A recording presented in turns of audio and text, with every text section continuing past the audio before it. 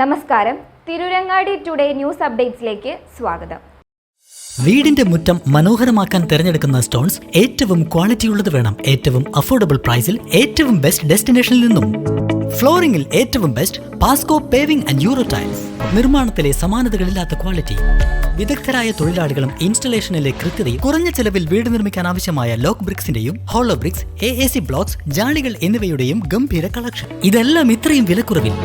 നിങ്ങളുടെ മുറ്റങ്ങൾക്ക് പാസ്കോയുടെ ഉറപ്പ്. പാസ്കോ. മൂന്നിയൂർ പാറക്കടവിൽ യൂണിവേഴ്സിറ്റിയിലേക്ക് ജലം എത്തിക്കുന്നതിനു വേണ്ടി പുതിയ ട്രാൻസ്ഫർ സ്ഥാപിക്കുന്നതിനു വേണ്ടി റോഡിനോട് ചേർന്ന് പോസ്റ്റുകൾ സ്ഥാപിച്ചതിനെതിരെ നാട്ടുകാരുടെ പ്രതിഷേധം. ട്രാൻസ്ഫോമർ സ്ഥാപിക്കുന്നതിന് സമീപത്തെ മരങ്ങളെല്ലാം ദ്രുതഗതിയിൽ വെട്ടിമാറ്റിയും താഴ്ചയുള്ള ഭാഗത്തു നിന്നും മണ്ണിട്ടുയർത്തിയും സ്ഥല സൗകര്യമൊരുക്കിയിട്ടുണ്ട്.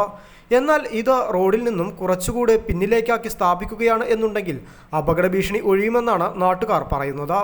പോസ്റ്റുകൾ സ്ഥാപിച്ചിട്ടുള്ളത് റോഡിനോട് വളരെ അടുത്തും അപകടകരമായ രീതിയിലാണെന്നും അതിനാൽ തന്നെ ജനങ്ങളുടെ ആശങ്ക അകറ്റണമെന്നും യൂത്ത് ലീഗ് മൂന്നിയൂർ മേഖലാ കമ്മിറ്റി ആവശ്യപ്പെട്ടു.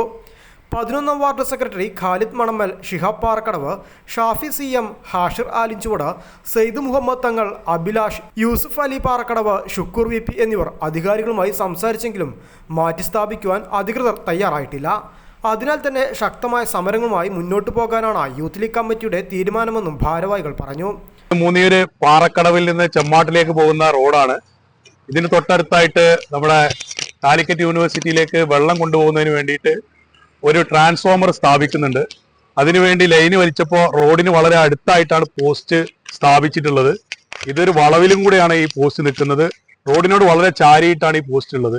ഈ കാര്യം KNRCLന്റെ അധികാരികളോട് പറഞ്ഞപ്പോൾ അവര് കൈയൊയ്യുന്ന ഒരു സമീപനമാണ് ഉള്ളത്. അവർ മാറ്റാൻ തയ്യാറാവുന്നില്ല.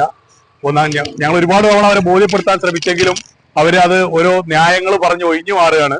അപ്പൊ ജനങ്ങൾക്ക് ബുദ്ധിമുട്ടുണ്ടാകുന്ന രീതിയിൽ, അപകടം ഉണ്ടാകുന്ന രീതിയിലുള്ള ഈ പോസ്റ്റ് ഒന്ന് പുറകിലേക്ക് മാറ്റി സ്ഥാപിച്ചാൽ ഈ ഒരു പ്രശ്നത്തിന് താൽക്കാലികമായിട്ടെങ്കിലും ഒരു പരിഹാരം കണ്ടെത്താൻ പറ്റും. അപ്പോ ഇതിനു മുമ്പ് റോഡ് നന്നാക്കി പൊളിച്ച് 6-7 മാസങ്ങളോളം റോഡ് ഇവിടെ കേടുവന്ന് കിടന്നു, ഒരാൾ മരണപ്പെട്ടു. അതൊക്കെ കഴിഞ്ഞതിന് ശേഷം റോഡ് നിർമ്മിച്ചപ്പോൾ അതൊരു അശാസ്ത്രീയമായ നിർമ്മാണമാണ് ഉണ്ടായിട്ടുള്ളത്. റോഡ് 2 ഭാഗമായിട്ടാണ് ഇപ്പൊ നിലകൊള്ളുന്നത്. ഇതുപോലെ ഇനിയൊരു അപകടത്തിന് കാത്തു നിൽക്കാതെ അപകടം ഉണ്ടാവുന്നതിന് മുമ്പ് തന്നെ ഇത് പരിഹരിക്കണം എന്നാണ് പ്രദേശവാസികളും മറ്റുള്ളവരെല്ലാവരും ആവശ്യപ്പെടുന്നത്. അത് അധികാരികൾ ഇതൊരു ഗൗരവമായി ഉൾക്കൊണ്ടിട്ടില്ലെങ്കിൽ ശക്തമായ സമരപരിപാടികളുമായി ഒക്കെ ഞങ്ങൾ മുന്നോട്ട് വരുമെന്ന് ഇതിനെ അറിയിച്ചുകൊള്ളുകയാണ്.